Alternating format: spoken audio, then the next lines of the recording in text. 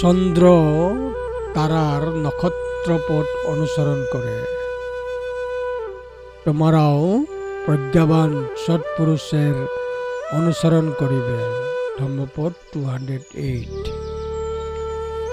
চাঁদ তারার পথ ধরে রাখে, তারার নক্ষত্রপথ অনুসরণ করে। ঠিক একইভাবে একজনকে অবশ্যই এমন মহৎ ব্যক্তিদের সঙ্গ খুঁজতে হবে যারা স্থির, গভীর প্রজ্ঞার অধিকারী, প্রচুর জ্ঞানী, স্থির প্রচেষ্টায় সক্ষম, কর্তব্যপরায়ণ, মহৎ এবং উচ্চ মানব। এইভাবে অটল জ্ঞানী সুপণ্ডিত সদ্গুণে দৃঢ় অনুশীলন শুদ্ধ তাকে অনুসরণ করিবে। ধম্মপদ 208।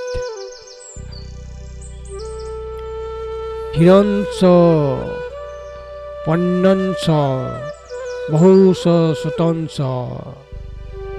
ধরয় শিলং বটবন্ন মারিয়ং টং কাদিশং চপুরিশং সুমেধং অজেঠ নক্ষত্রপথং ও চন্দিমা।